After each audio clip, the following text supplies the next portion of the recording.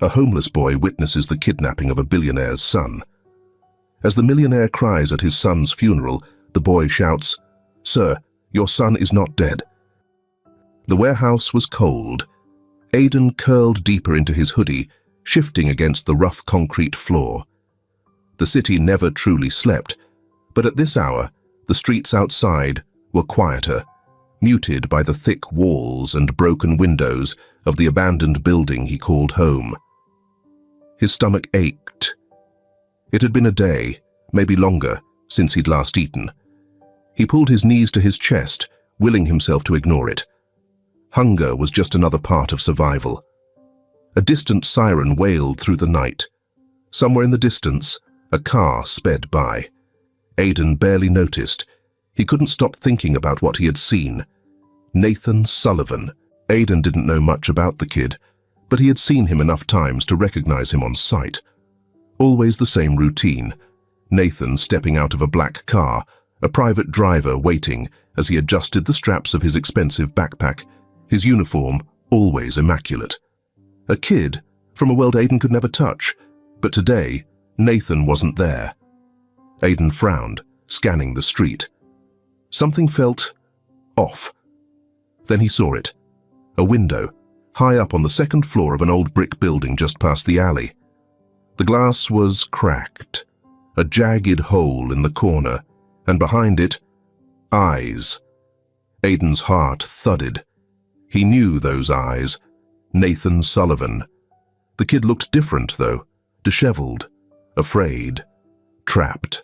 His uniform was wrinkled, his backpack nowhere in sight. Nathan lifted a trembling hand, gesturing toward the window, his mouth moving in silent words. Aidan couldn't hear, but he could see the panic in Nathan's eyes, the way his fingers clenched the ledge. "Help me!" Aidan took a step forward, then froze. A shadow moved behind Nathan, tall, broad, unmistakably menacing. Before Aidan could react, a hand grabbed the boy's shoulder and yanked him back. Nathan disappeared into the darkness. Aidan stood rooted to the spot, his breath catching in his throat. The moment had been fleeting, but the image burned into his mind. Nathan Sullivan, kidnapped, held captive in that building, and nobody knew, nobody but him. Aidan looked around, but no one else had noticed. The people walking past continued on their way, lost in their own lives, oblivious to what had just happened. Maybe it wasn't his fight, but that didn't mean he could forget. Aidan clenched his fists. He had spent years learning to survive, keeping his head down, minding his own business. But this wasn't something he could ignore. As the last of the daylight faded and the city lights flickered to life, Aidan turned back toward the building, his gut telling him that whatever was happening inside, it was far from over. Aidan hadn't slept. He sat hunched against the cold concrete wall of the warehouse, his arms wrapped tightly around his knees, eyes heavy but unblinking. The image of Nathan being dragged into the darkness played over and over in his mind, like a broken film reel stuck on the worst frame. Every time he closed his eyes, he saw that last flicker of desperation on the boy's face. But what was he supposed to do? He was just some street kid. No one would listen. No one ever did. The first light of morning bled into the city, dull and grey, slipping through the warehouse's shattered windows. Aidan exhaled, watching his breath cloud in the cold air. His stomach twisted, a familiar ache, but it wasn't just hunger this time. It was something else, something heavier. He had to move. The bell above the convenience store door jingled as Aidan stepped inside, stuffing his hands deep into the pockets of his hoodie. The place smelled like burnt coffee and cheap disinfectant, a mix he'd long grown used to. A few early customers milled around, thumbing through newspapers, picking up their morning coffee, chatting in low voices. The old television set mounted on the wall above the counter flickered with the blue glow of the morning news. Aidan barely noticed it at first. He was focused on the aisle near the register, eyeing the expiration dates on some pre-packaged sandwiches, gauging whether he could sneak one out without getting caught. Then he heard the name. Nathan Sullivan, son of billionaire Richard Sullivan, has been declared deceased. Aidan froze. Slowly he turned his head toward the screen. Nathan's face stared back at him. It was a school photo, one of those posed perfect shots with a crisp uniform and a forced smile. His hair was neatly combed, his tie perfectly knotted. The kind of picture people used for missing posters. The kind they used when someone was gone. The reporter's voice was calm, detached. After weeks of searching, authorities confirmed the discovery of the boy's belongings near the Chicago River. Police have ruled out foul play and are closing the investigation. Aidan's fingers clenched into fists. His heartbeat thundered in his ears. That was a lie. Nathan wasn't dead. He was alive. He had seen him. He had looked right into his terrified eyes and watched his silent plea for help. His mind raced, trying to process it.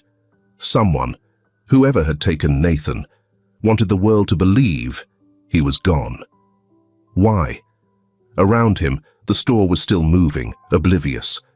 Customers sipped their coffee, flipped through newspapers, carried on with their lives as if a kid hadn't just been erased. "Damn shame," a man near the counter muttered, shaking his head. "He was just a kid," a woman agreed. "I can't imagine what Richard Sullivan is going through." Aidan forced himself to stay still, his body vibrating with frustration.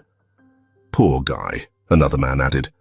"Losing his wife and now his son.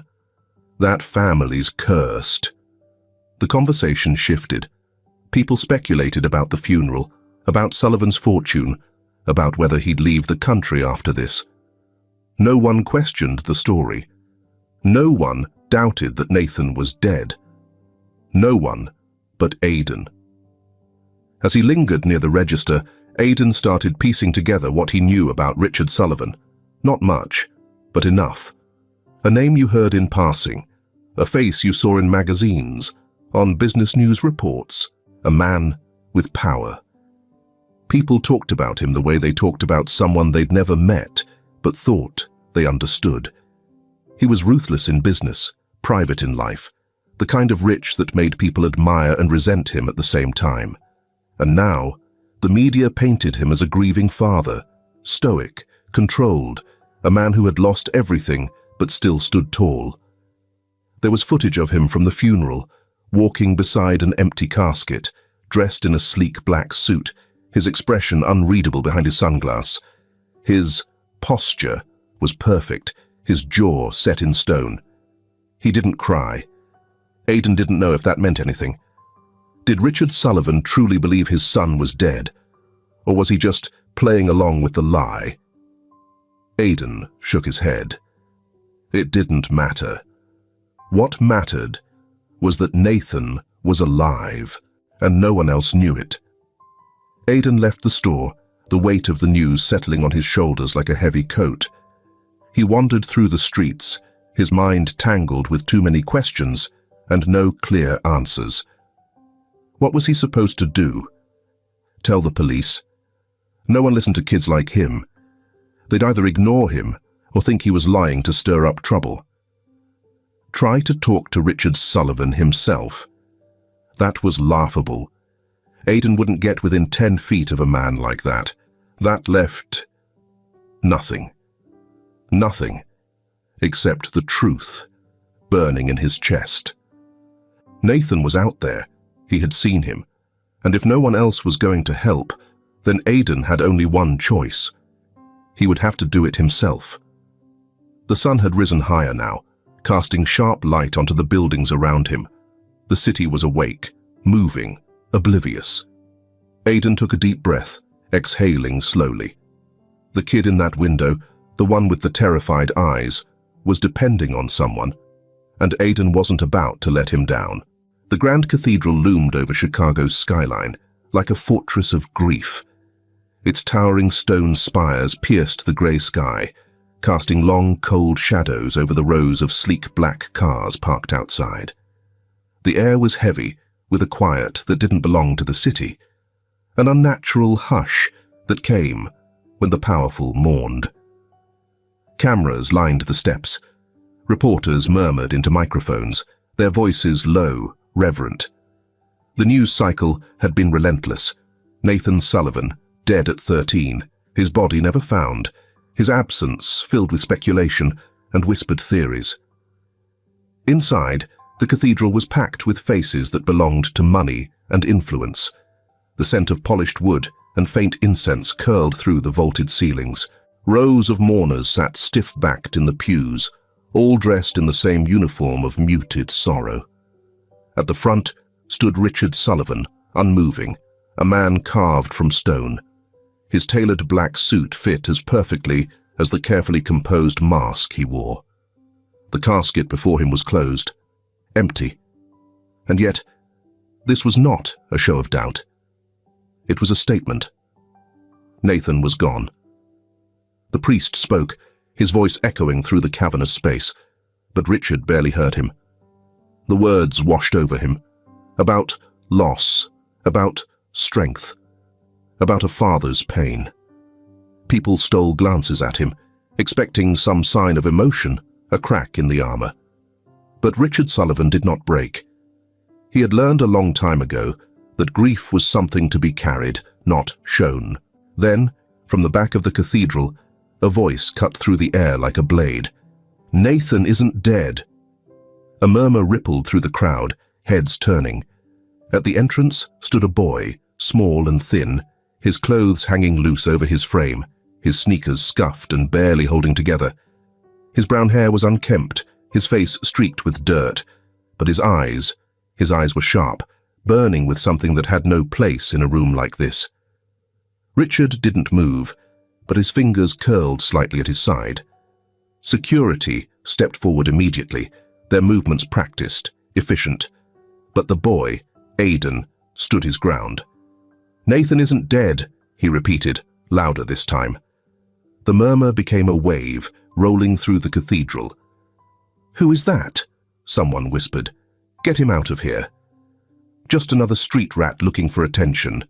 The guards reached for him, but Aidan twisted out of their grasp, dodging to the side with the instinct of someone used to running. "I saw him," he shouted, his voice raw, desperate. "He's alive! I saw him with my own eyes." The laugh came first, small, disbelieving, then louder. A snort of amusement from someone in the back. Aidan's stomach twisted. They didn't believe him. They thought he was crazy, a liar. And why wouldn't they? He was nothing, a kid who lived in the cracks of the city, invisible until he became an inconvenience. Richard turned. The room stilled. For the first time, Richard Sullivan's unreadable gaze landed on Aidan, and Aidan felt the full weight of him. There was no anger, no outrage, no urgency, just a quiet, chilling detachment. A man who had already decided that nothing could change his reality. "How dare you?" Richard's voice was soft, but it carried. The weight of his words settled in Aidan's chest, pressing down. Aidan's breath came fast, but he refused to back down. "He's not dead." A pause. Then Richard gave a small, almost imperceptible shake of his head. Disgust. "You don't know what you're talking about." The guards moved again. This time, Aidan couldn't dodge fast enough. A hand clamped down on his arm, yanking him back. He struggled. "He's not dead. He's out there. He's scared." The whispers grew louder. Some guests turned away, embarrassed for the boy, for the spectacle. Others watched with cruel curiosity, waiting to see how far he would push it. Aidan kicked against the guard's hold, frustration building, a deep, angry knot in his chest. He could feel Nathan slipping away, drowning in the lies that no one questioned. No, he wouldn't let that happen. And then, Aidan played his last card. "He told me to tell you. Code 5. The air froze. The grip on Aidan's arm loosened. Richard Sullivan's mask cracked. His shoulders stiffened, his posture losing its effortless control. His lips parted slightly, his expression— it wasn't shock. It was something colder, deeper, fear. Aidan saw it. He saw the exact moment Richard realized that this wasn't a lie. Nathan had been alive long enough to send a message, and only Richard understood what it meant. The silence in the cathedral stretched tight, the weight of a father's buried fear pressing down on the room. Aidan didn't move, didn't breathe. He had no idea what Code 5 meant, but Richard did, and that was enough. With a single sharp motion, Richard lifted a hand. The guards let go. Aidan stumbled forward, rubbing his wrist. His heart hammered against his ribs. Richard stared at him, the wheels in his mind turning, assessing, recalculating. The room no longer existed. Just the boy, just the message, just the possibility. He didn't speak, not at first. His fingers curled into fists, then relaxed, then clenched again. Finally, his voice came, low and measured. "Where?" Aidan swallowed. He had him. "An old warehouse," he said, "near South Halstead." Richard nodded once. The calculation was over. The decision had been made. Without another word, he turned on his heel and strode down the aisle. His security scrambled to follow, the guests whispering, confused, uneasy. Aidan exhaled, his body still trembling. He had done it. He had forced the world to listen. Now, the real fight would begin. The car was too quiet. Aidan sat stiffly in the passenger seat, his fingers tapping an uneasy rhythm against his knee. The leather beneath him was smooth, pristine, the kind of luxury he'd only ever seen from a distance. It didn't belong to him, and neither did this moment. Beside him, Richard Sullivan gripped the steering wheel, his gaze locked straight ahead, jaw clenched. The glow of the city lights flickered across his face as the car moved through the streets, but his expression never changed. Aidan had seen that look before.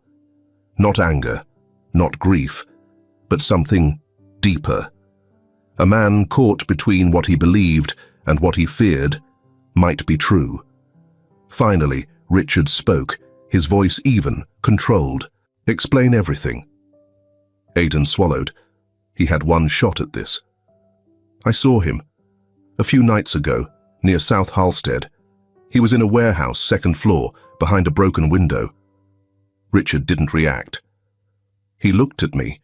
He tried to say something, but then someone pulled him away. A flicker of tension ran through Richard's grip on the wheel. Aidan caught it. He wasn't dead. His voice hardened. "I don't care what the news says. I don't care what you believe. I know what I saw." Silence. Aidan shifted, watching Richard's profile for any sign, any crack in the mask. "Why were you even there?" And there it was. That suspicion, that disbelief. Aidan's chest tightened. He wasn't stupid. He knew how he looked. Some homeless kid with nothing, running into a billionaire's funeral shouting nonsense. "I sleep in the old industrial district sometimes," he admitted. "It's quiet. Nobody bothers me there." He expected judgment, maybe a sneer, but Richard only nodded once. "What else?" Aidan frowned. "That's it." Richard exhaled sharply. "Then you don't have proof." Aidan's frustration boiled over. "I saw him. You want me to go back and take a damn picture next time?" Richard's hands tightened around the wheel. For a moment, Aidan thought he might slam on the brakes, but he didn't. Instead, Richard pulled the car into an underground parking garage beneath a towering glass building. Sullivan Industries. Aidan had never been this close to it before. He had seen it in newspapers, on TV, the empire built by Richard's family.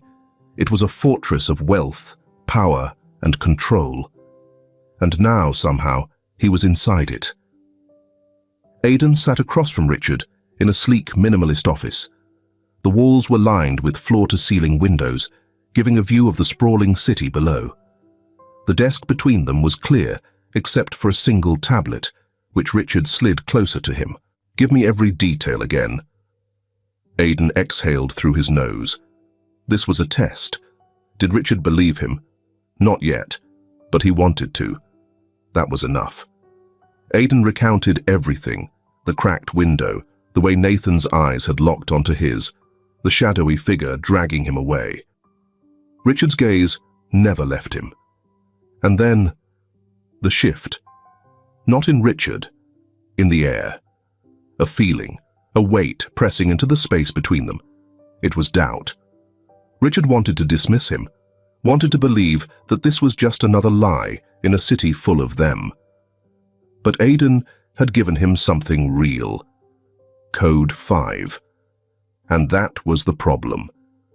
It was past midnight when they arrived at Hudson Industrial Park. The air smelled of rust, damp concrete, and old machinery. The warehouse loomed ahead, a skeleton of a building, hollowed out and forgotten. Aidan watched as Richard stepped inside first, his movements sharp, practiced. He wasn't afraid. He was hunting. They searched in silence. The second floor, the window where Nathan had been, was empty. No signs of life. But Aidan wasn't wrong. The space felt used. Richard's security team swept the building. One of them, a man with a quiet, calculating stare, knelt near a corner and ran his fingers across the dust-covered floor. Then he stood. "Something was here," he said. "Recently." Richard turned sharply. The guard pointed to faint tire tracks near the entrance, and then something small, caught in the edge of a floorboard, a scrap of blue fabric. Aidan stepped closer. His pulse roared in his ears. It was the corner of a backpack. Nathan's backpack. Richard didn't move for a long time. When he finally spoke, his voice had changed. "Get me the surveillance footage." Richard's office was quiet, except for the hum of the monitors. The footage from a nearby traffic camera played in real time. A black SUV, tinted windows, unmarked plates. Leaving the warehouse the same night Aidan had seen Nathan. Richard's fingers tapped against the desk. The pause wasn't hesitation, it was calculation. The camera zoomed in, the license plate flickered into clarity, and Richard stilled. Aidan frowned, leaning forward. "What?" Richard exhaled, something dark flickering behind his expression. "That's my brother's car." Aidan blinked. "You're... Michael." The name felt heavy. Aidan didn't know much about Richard's family, but he knew enough. Michael Sullivan, the man who had once been set to inherit Sullivan Industries, the man who had been disgraced, cut out. Aidan didn't need details to know what that meant. Michael had power. Once. And now, he had nothing. Except, maybe, a reason to take Nathan. Aidan looked at Richard, watching the way his expression darkened. For the first time he saw it. This wasn't just business. This was personal. And Richard Sullivan wasn't the type to let things go. Aidan shifted in his seat. His throat felt tight. If he has Nathan, why hasn't he asked for money? Richard didn't answer right away. His fingers hovered over the desk, tapping, tapping. Then, finally, "Because this isn't about ransom." Aidan's stomach twisted. Nathan wasn't being held for money. Nathan was being held for revenge. Richard stood, his posture sharp, decisive. "I need to find him before this escalates." Aidan hesitated. He wasn't supposed to care. This wasn't his fight. But then he thought of Nathan.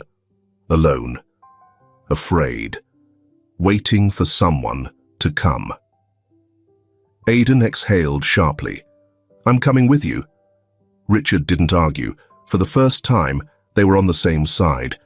But Aidan knew the truth. Richard wasn't doing this because he trusted him. He was doing it because, despite everything, Aidan was the only one who had seen the truth first. and Richard couldn't afford to ignore that. Not anymore. The black SUV sped through the city, cutting past traffic with silent urgency. Chicago's skyline shrank in the rearview mirror, swallowed by the darkness of the highway, stretching into the unknown. The world outside was empty. Long, endless roads, flanked by towering trees and the occasional flickering streetlight. In the passenger seat, Aidan sat stiffly, arms crossed, gaze flicking toward Richard every few minutes. The air inside the vehicle was thick, not with fear, but with something heavier. Suspicion. Neither of them trusted the other. Richard drove with precision, his grip firm on the wheel, his jaw clenched. He hadn't spoken much since they left the city. He didn't need to. Every movement, every breath, radiated controlled aggression. He wasn't going to the police. He wasn't calling for backup. This wasn't about playing by the rules. Richard Sullivan was hunting his brother down, himself. And Aidan? Aidan wasn't sure why he was here. Somehow, he had gone from watching the world from the edges to being thrown straight into the middle of it. He wasn't stupid. He knew men like Richard didn't keep people like him around unless they were useful. Which meant, the moment he stopped being useful, Richard would leave him behind. "Why are you even here?" Richard's voice broke the silence, cold and sharp. Aidan looked at him, brow furrowing. "What?" Richard didn't take his eyes off the road. "You're a street kid, no family, no ties. You should have walked away the moment you saw Nathan." Aidan let out a dry, humorless laugh. "Yeah? Well, I didn't." That's not an answer. Aidan's fingers clenched. He didn't know how to explain it. It wasn't about being a hero. He didn't see himself as one. But he had seen Nathan, really seen him. "I know what it's like," Aidan muttered, "to be trapped, to wait for someone who never comes." Richard finally glanced at him, expression unreadable. Then, as if the moment never happened, he returned his focus to the road. Aidan exhaled, shaking his head. He didn't expect gratitude. He didn't even expect trust. But the way Richard looked at him, like he was another problem to solve, bothered him more than it should have. The road turned rough as they left the highway, veering onto an isolated dirt path. The Sullivan family owned land, a lot of it, and the place they were heading, a long-abandoned farmhouse just beyond the outskirts of a forgotten town, had belonged to their father. Aidan sat up slightly, watching as the trees thinned, revealing a run-down structure sitting in the middle of nowhere. The place looked dead. But Aidan had lived in places like this before. He knew the signs when someone had been there recently. The porch steps were worn, but the dust had been disturbed. The windows were broken, but one had been patched up with plastic, makeshift and hurried. Someone had been here, and not long ago. Richard killed the engine, stepping out without a word. Aidan hesitated, then followed. The air was cold, sharp against his skin. The only sounds were the distant rustling of trees and the creak of the wind against the old house. Richard moved first, his steps careful but confident. This wasn't the first time he had entered dangerous places. Aidan, on the other hand, knew better than to rush in. He stayed a step behind, watching Richard's every move. Inside, the house was exactly what it looked like, a place long abandoned. But there were details, small things that didn't belong. Aidan's eyes moved quickly, scanning the space. A chair near the window, legs uneven against the old wooden floor. A half-empty bottle of water shoved in a dark corner. Someone had been here. Richard moved with purpose, searching the house with a precision that made Aidan wonder just how much experience this man really had in situations like these. Then, near the back of the house, a room with a rusted metal door, slightly ajar. Aidan stepped forward first, His pulse roared in his ears. He pushed the door open fully, and there it was. A rope, cut, frayed at the ends, a small cot, sheets rumpled, abandoned in a hurry, and on the floor, a single shoe, a child's size. Aidan swallowed hard. Nathan had been here, recently. He looked at Richard. The man's face was unreadable, but his knuckles were white against his sides. Then, Richard turned toward one of his men, a broad-shouldered figure who had been waiting just outside. "Michael's gone." His voice was controlled, but Aidan could hear the restrained fury beneath it. Richard didn't panic. He processed, calculated. Aidan wasn't sure what scared him more, the fact that Nathan was gone, or the cold efficiency in Richard's eyes. Aidan exhaled sharply, rubbing his hands over his face. "This is bad," he muttered. "Really bad." Richard turned to him. "You think I don't know that?" Aidan hesitated. "What now?" Richard was silent for a long moment, his gaze locked on the empty cot. Then he reached into his pocket, pulling out his phone. "We move. Now." He turned toward his men, issuing orders in a voice that left no room for argument. Aidan shifted. He should have felt relieved. Richard had resources, power, connections, but something about this felt wrong. Aidan wasn't stupid. He had spent years reading people, surviving off instinct. And right now, Richard wasn't just focused on saving Nathan. He was focused on Michael. "Tell me something," Aidan said suddenly. Richard didn't look at him. "What? If this wasn't your kid, if this was just someone else's problem, would you still be going this far?" Richard stopped. For a second, just a second, there was a shift, a flicker of something unreadable in his expression. Then, just as quickly, it was gone. And Richard simply said, "It doesn't matter." And that was enough of an answer. Aidan clenched his jaw, exhaling sharply. He didn't trust Richard, and Richard sure as hell didn't trust him. But right now, none of that mattered, because Nathan was still out there, and Michael was ahead of them, waiting. The road leading to Braywood was nothing but a stretch of cracked asphalt, swallowed by dense trees on either side. The silence outside felt unnatural, too quiet, too still. Richard drove without speaking, his jaw clenched so tightly that the muscles along his cheek twitched. Aidan sat beside him, his hands curled into fists. He didn't know what to expect when they got there. Would Nathan still be alive? Had they already come too late? He wanted to ask Richard, "What are we walking into?" But he already knew the answer. It was war. Michael Sullivan wasn't a man who would just hand over Nathan, not without a fight. And Richard wasn't a man who was willing to lose. They reached the clearing just as the last traces of daylight slipped below the trees. The cabin stood alone, its wooden frame worn and rotting, the windows dark. A rusted pickup truck was parked haphazardly near the entrance. Someone was here. Richard cut the engine. For a long moment, he didn't move. Neither did Aidan. Then Richard turned his head slightly. "You stay behind me. No heroics." Aidan let out a dry laugh. "Not planning to take a bullet for you, if that's what you're worried about." Richard said nothing. He reached into his jacket, pulling out a gun. The weight of it in his hand was natural, practiced. Aidan shouldn't have been surprised.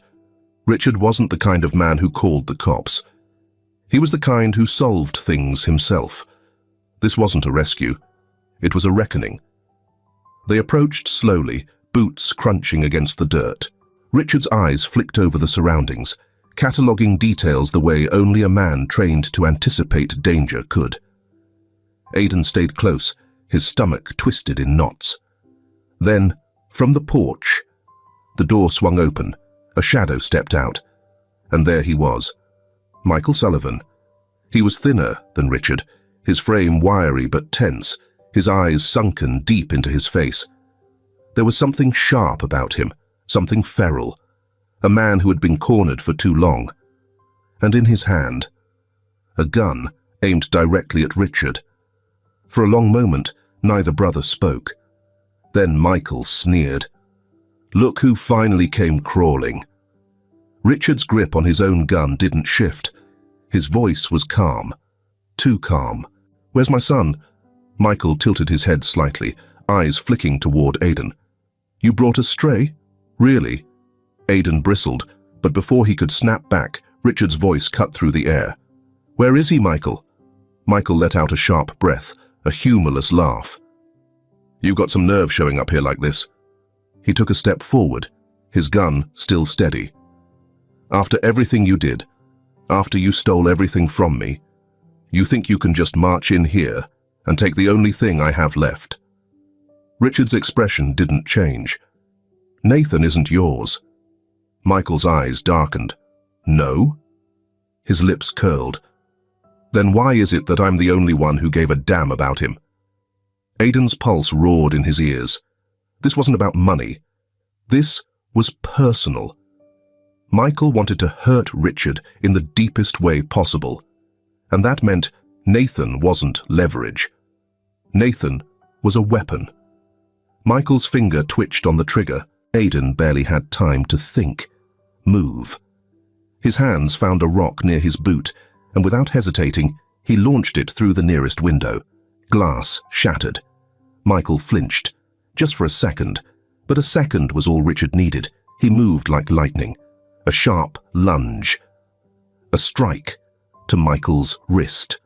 The gun hit the dirt. Aidan scrambled backward as the two brothers collided, fists flying, old grudges exploding into violence.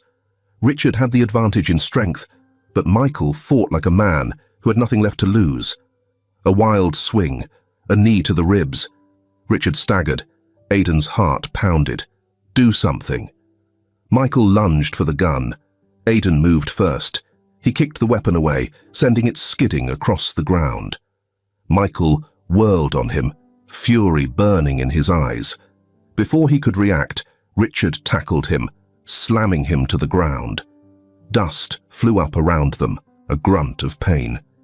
Then Richard's knee pinned Michael's chest, his fist tightening in the collar of his brother's shirt. Michael spat blood onto the dirt. He laughed. "You think you've won." Richard's breathing was heavy, but his voice was cold steel. "Where is my son?" Michael smirked. "You're too late." Aidan barely registered his own movements as he sprinted into the cabin. His hands shook as he shoved open door after door. Empty, empty. Then, a locked door, the basement. Aidan's stomach dropped. He threw himself against it, shoulder first. It didn't budge. Behind him, Richard stormed inside, his knuckles bleeding from the fight. Their eyes met. Aidan pointed. "He's down there." Richard didn't hesitate. One kick. Another. The wood splintered. The door flew open. Aidan didn't breathe as he followed Richard down the steps. The air was damp, thick with something foul. A generator hummed lowly in the corner. Then, in the shadows, a small figure, huddled, not moving. Aidan's vision blurred at the edges. No! Richard reached him first. "Nathan." Nothing. Richard dropped to his knees, hands grabbing the boy's shoulders, shaking him gently. "Nathan, look at me." Silence. Then, a slow, shuddering breath. Nathan blinked. And Richard, the man who had been nothing but composed, nothing but unshakable, exhaled a breath that sounded like he had been holding it for weeks. He pulled Nathan into his chest, gripping him like he would never let go. Aidan swallowed hard, looking away. Richard Sullivan had finally let his armor crack. The night stretched on. Police, medics, reports. Michael was taken away, spitting curses, laughing, swearing that Richard hadn't won. Nathan barely spoke. He clung to Richard, eyes hollow, distant. Aidan stood off to the side. He should have left. His part was over. But as Richard glanced over at him, Something changed. Aidan wasn't just an outsider anymore. And maybe, just maybe, he didn't have to be. The basement smelled of mildew and stale air, the kind of dampness that clung to everything, refusing to let go. The light flickered weakly from a single overhead bulb, casting long, distorted shadows along the cracked concrete floor. Aidan's breath came fast, his chest heaving as he stepped forward, his sneakers skidding slightly on the dirt-covered floor. The room was too quiet. And then he saw him. Nathan. The boy sat in the corner, knees pulled to his chest, his thin arms wrapped tightly around himself. His clothes were rumpled, streaked with dirt. His face, pale hollow, was a stark contrast to the neatly pressed, polished child Aidan had seen in the photographs. But it was his eyes that hit Aidan hardest. Wide, empty, unblinking. Aidan had seen that look before, in kids who had been broken by the world, who had learned too young that sometimes no one was coming for them. Richard didn't hesitate. He dropped to his knees in front of Nathan, hands trembling as they reached out to cup the boy's face. Nathan! Nathan didn't move. Richard swallowed hard, his voice breaking. It's me. I'm here. I've got you. Still Nathan didn't react. His small fingers curled against his sleeves, his breathing shallow. Richard exhaled, closing his eyes briefly before pressing his forehead against his son's. I'm sorry. His voice was rough, raw. I'm so sorry. And that was when Nathan finally spoke. His voice was barely above a whisper. Why did you take so long? Richard's hands faltered. Aidan saw it, the way those words hit him harder than any punch Michael had thrown. Nathan didn't cry. He didn't reach for his father. He simply stared, his face unreadable. Richard nodded once, slowly, as if absorbing a truth he already knew.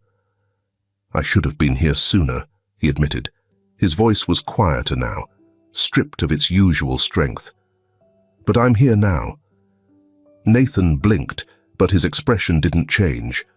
Aidan shifted uncomfortably, watching from the doorway. This wasn't the reunion he had expected. Richard Sullivan had moved mountains, crossed lines, and become the man he swore he wouldn't to get here. And yet, his son didn't run into his arms. He just sat there, silent, unmoved. Upstairs, heavy boots thudded against the wooden floor as Richard's security team swarmed the cabin.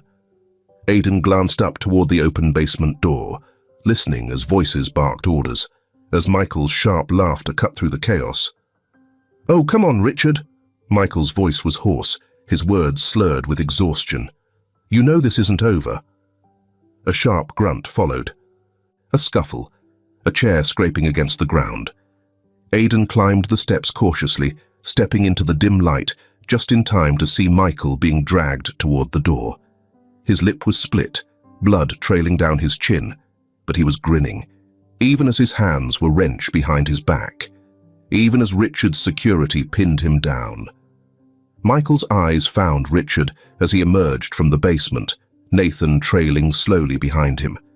His grin widened. You think this fixes anything? Michael sneered. Richard didn't even look at him. His focus remained on Nathan, his expression unreadable. Michael exhaled sharply, shaking his head as he let out a low chuckle. You might have found him, he said, but you lost him a long time ago. Richard's jaw clenched. That time, the words hit their mark. Michael was still grinning when they shoved him into the waiting SUV. The doors slammed, and just like that, it was over. Nathan stood at the threshold of the cabin, staring at the place where his uncle had just been. Aidan watched him carefully. The kid hadn't spoken again, hadn't looked at his father. Richard had tried reaching for him once, but Nathan had flinched, just slightly, but enough. Richard saw it too.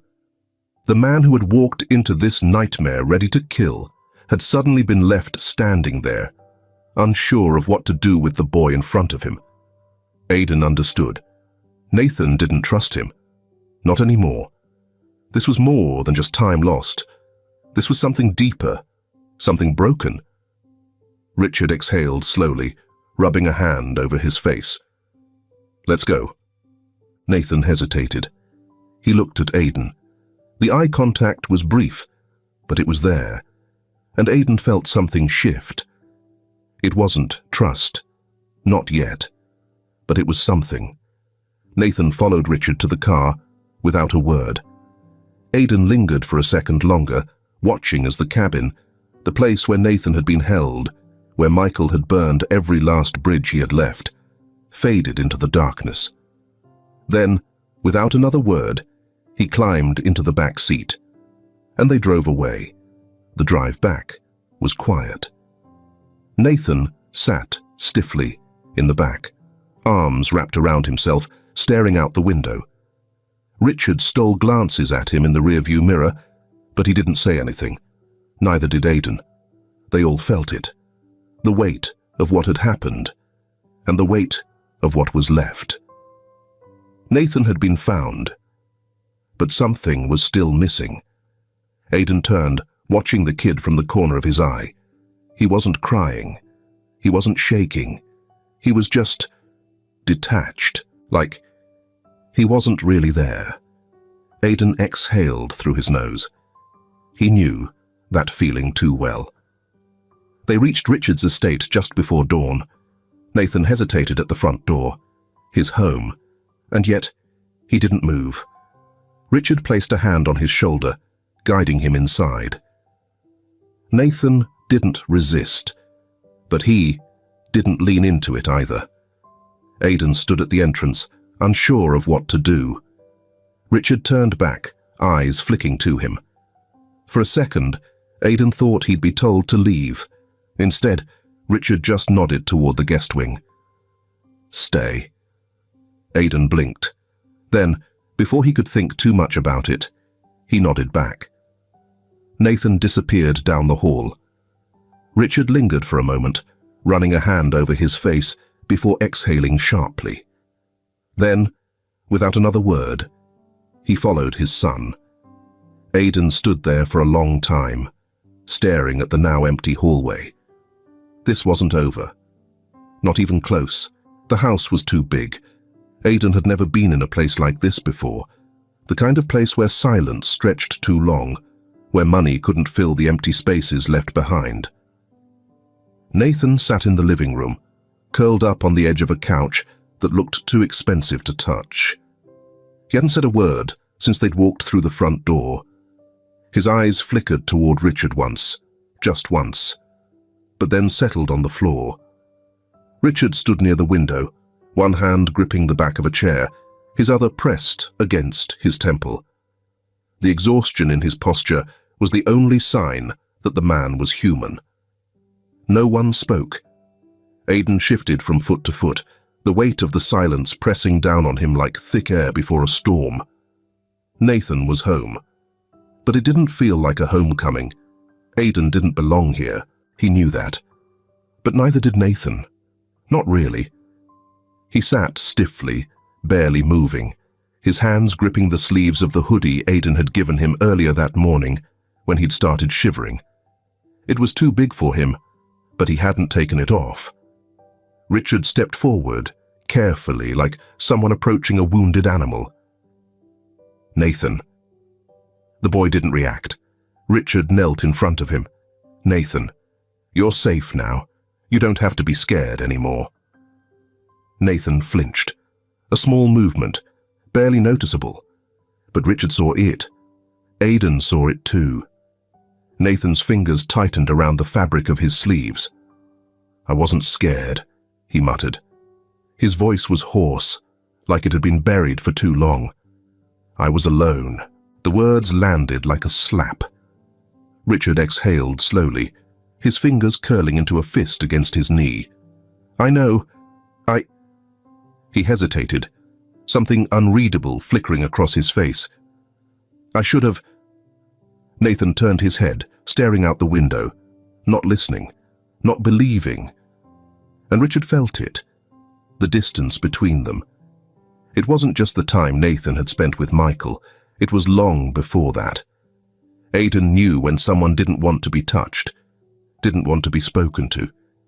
He had been that kid once. So, when Nathan stood up suddenly and walked past Richard like he wasn't even there, Aidan didn't follow him right away. Richard sat back on his heels, staring at the space where his son had just been. Aidan rubbed the back of his neck, shifting awkwardly. "He'll come around." The words felt useless as soon as they left his mouth. Richard let out a bitter laugh, shaking his head. "You don't know that." Aidan hesitated. "No," he admitted, "but I know what it's like to not trust anyone." Richard looked at him then, really looked at him. His gaze was calculating, searching for something Aidan wasn't sure he'd find. Finally, Richard stood, straightened his suit jacket, and exhaled sharply. "Stay." Aidan blinked. "What?" Richard didn't repeat himself. He just turned and walked out of the room, leaving Aidan standing in the middle of a mansion he didn't belong in, with a kid who didn't trust anyone. And somehow, it felt like the most familiar thing in the world. Aidan found Nathan in one of the many rooms upstairs, not in his own room, but in a guest bedroom, curled up on the farthest side of the bed. Aidan leaned against the doorframe. "You know, if you don't want to be here, you could just sleep in a closet or something. That's what I used to do." Nathan didn't look at him, but his lip twitched. Barely. Aidan pushed off the doorframe and walked in, sitting on the edge of the bed. They didn't talk, just sat. Eventually, Nathan shifted slightly, just enough for Aidan to know he wasn't completely shutting him out. Aidan didn't push, he just stayed, because sometimes just staying was enough. Richard stood outside the room, his back against the wall, listening to the quiet. His own son wouldn't talk to him, wouldn't even look at him. But Aidan, a homeless, reckless kid Richard had barely tolerated at first. Nathan let him in. Richard pinched the bridge of his nose, letting out a slow breath. Michael's words haunted him. "You might have found him, but you lost him a long time ago." Maybe his brother had been right, but Richard had never been the type to lose, and he wasn't about to start now.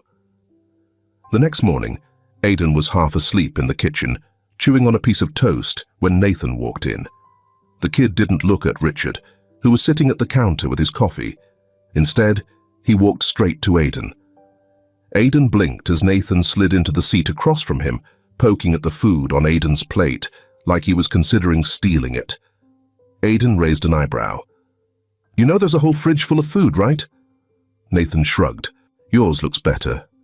Aidan huffed, but pushed the plate toward him anyway. "Knock yourself out." Nathan took a bite. Richard watched the exchange from behind his coffee mug. Nathan hadn't said a word to him, but to Aidan he was comfortable. That was the moment Richard understood. His son didn't trust him, but he trusted Aidan, and that meant Aidan wasn't going anywhere. Richard set his mug down, leveling Aidan with a look. "Stay." Aidan frowned. "For how long?" Richard exhaled, looked at his son, then back at Aidan. "As long as he needs you to." Aidan hesitated, then he nodded. Nathan didn't react, but he kept eating. For now, that was enough. The afternoon sun filtered through the trees, casting golden streaks across the sprawling estate. The air was crisp, filled with the distant rustling of leaves and the faint hum of the city beyond the iron gates. It had been weeks since Nathan had returned home. Weeks of silence, weeks of distance, weeks of Richard trying, failing, and trying again. The house was still quiet, but it was different now. The kind of quiet that held possibility rather than emptiness. The kind of quiet that wasn't so lonely anymore. Richard had never been a man who second-guessed himself.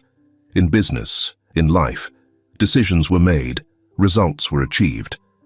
But this was something else. Nathan avoided him, not in an obvious way, not in a way that called attention to itself, but in the little things. The way Nathan would sit on the farthest side of the couch when Richard was in the same room. The way he would wait until Richard left the kitchen before coming in to grab food. The way he would look at Aidan first when he needed something. It wasn't anger. It was something worse. It was indifference. Richard had spent years building an empire, negotiating with men who would slit a throat for a better deal. But here, with his own son, he was helpless. He didn't know how to fix this, but for the first time, he wanted to try. Aidan had never stayed in one place this long. He kept expecting Richard to wake up one day and decide he wasn't needed anymore, to toss him out like everyone else had. But the longer he stayed, the more it felt like maybe he wasn't just some stray Richard had picked up. Nathan wanted him there, and Richard let him stay. Some nights, when Aidan couldn't sleep, he'd find Richard sitting in his study, staring at an untouched glass of whiskey. Not drinking, just thinking. Aidan never asked what he was thinking about, but he had a feeling it had something to do with Nathan, and maybe, just maybe, with him too. The basketball rolled across the pavement, bouncing once before stopping at Richard's feet. He looked down at it, then up at Nathan, who stood a few feet away, hands shoved deep into his pockets. For a moment, neither of them spoke. Then, quietly, hesitantly, Nathan asked, "Want to play?" Richard's breath caught in his throat. It was the first time Nathan had spoken to him first, the first time he had invited him in. Aidan, sitting on the steps, watched as Richard struggled for a response. For once, the man who always had an answer didn't. Nathan shifted, awkwardly, about to take it back, about to say, "Never mind." But then Richard did something Aidan had never seen before. He smiled. It wasn't big, it wasn't flashy, but it was real, and it was enough. Richard bent down, picked up the ball, and spun it in his hands. Then, with a flick of his wrist, he tossed it back to Nathan. "You any good?" Nathan's lips twitched. "Just barely." "Better than you." Aidan snorted from the steps. "That's not saying much." Richard shot him a look. "You talk a lot for someone who's still living in my house for free." Aidan smirked. "You love it." Richard shook his head, but there was no edge to it. Nathan dribbled the ball once, looking up at his father, waiting. Richard nodded once. Then he stepped onto the court. And for the first time since this all started, since Nathan had been taken, since Aidan had crashed into their lives, it felt like maybe, just maybe, this family wasn't broken beyond repair. That night, Richard stood in Nathan's doorway, watching as his son curled up beneath the blankets. He wanted to say something. "I love you. I'm sorry. I'll never be late again." But the words stuck in his throat. Nathan turned, meeting his gaze. This time, he didn't look away. Richard hesitated. Then, softly, so softly he wasn't sure Nathan even heard, he whispered, "I'm here." Nathan didn't say anything, but for the first time, he didn't turn away.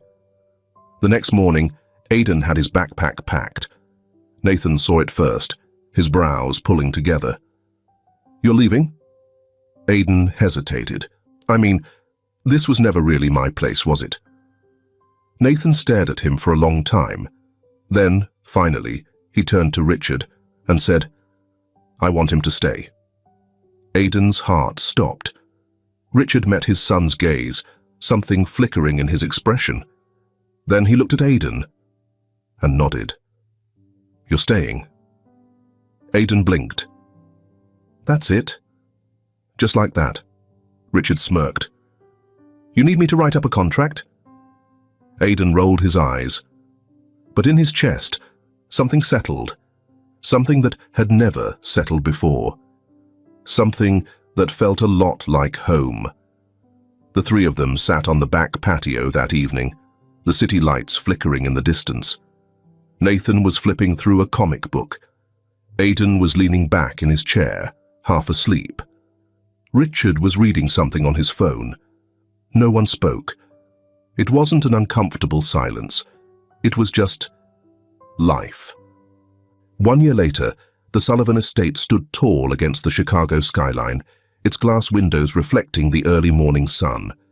Inside, the once silent house had transformed into something new, not perfect, not always peaceful, but undeniably alive. It had been 1 year since Aidan had officially become part of the Sullivan family. 1 year since Nathan had come home. 1 year since Richard had decided to stop being just a provider and start being a father. It had been a year of change, of struggle, of learning, and it wasn't over yet. The sound of running footsteps echoed down the hallway, followed by the thud, thud, thud of a basketball hitting the floor. "House rule, no dribbling in the kitchen," Richard's voice rang out from behind the newspaper he was reading. Nathan skidded to a stop, clutching the ball.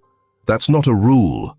"It is now," Nathan groaned, tossing the ball to Aidan, who caught it effortlessly and twirled it on his fingertip. "You're just mad because I beat you last night," Nathan teased. Richard set his paper down and arched an eyebrow. "Let's be clear. I let you win." Aidan smirked. "Sure you did, old man." Richard sighed, pinching the bridge of his nose. This was his life now, and somehow he didn't hate it. Nathan was different from the boy he had been a year ago. The nightmares still came sometimes, but less often. The flinching at unexpected touch had faded. He had grown taller, stronger, more confident in himself, but some wounds took longer to heal. There were still moments, small, fleeting moments, where Nathan would go quiet, lost in thought, staring at a locked door or a shadowed corner for a second too long. And Richard noticed. So did Aidan, but neither of them pushed. They just stayed. And sometimes that was enough. Aidan had never stayed anywhere this long. A year ago, he would have laughed at the idea of living in a mansion, wearing clothes that actually fit, eating food that wasn't scrounged from a dumpster. Now it was his home. He still had trouble believing it sometimes, that he had a room that was his, a place at the dinner table, a school to go to, teachers who expected him to show up, a future that wasn't just about making it to the next day. But the biggest change, he had a family, people who cared if he was late coming home, people who asked if he was okay and actually wanted an answer. And the strangest part, he cared too. He cared about them, about Nathan, about Richard, about this life he had somehow stumbled into. He didn't feel like running. Richard Sullivan had always been a man of control, a man who saw the world in numbers, profits, and strategy. But fatherhood wasn't business, and Nathan had forced him to relearn everything. Patience, listening, being present. A year ago, he had barely known how to speak to his son. Now he knew what Nathan's favorite book was, how he liked his eggs, that he still triple-checked the locks at night because old fears didn't disappear overnight. Now, he knew his son. And as for Aidan, Richard had never expected to take in another kid. But Aidan had forced his way into this family like a hurricane, loud, unapologetic, impossible to ignore, and Richard wouldn't change that for anything. He had 2 sons now, and he wasn't letting either of them go. "This is ridiculous," Richard muttered, adjusting the sunglasses on his face. Nathan snorted. "You say that like we didn't force you into it." Aidan grinned. "We absolutely forced him into it." Richard exhaled. "You did." They stood on the edge of a private beach in the Bahamas, the waves crashing softly against the sand. Their first real vacation as a family. It had taken months for Richard to be convinced. But the moment Nathan had seen the ocean for the first time, his eyes lighting up in a way Richard hadn't seen in years, it had been worth it. Aidan, of course, had wasted no time throwing Nathan into the water. Richard had stood back at first, watching as the boys wrestled in the waves, splashing, laughing, and then, "Come on, old man," Aidan had called out, "or are you scared to get your hair wet?" Richard had sighed, deeply. Then, to both boys' utter shock, he had taken off his watch, rolled up his sleeves, and walked straight into the water. Nathan had stared. "Are we in a parallel universe?" Aidan grinned. "Nah, he's just finally fun." Richard smirked and dunked them both under a wave. Not every day was easy. Richard still made mistakes.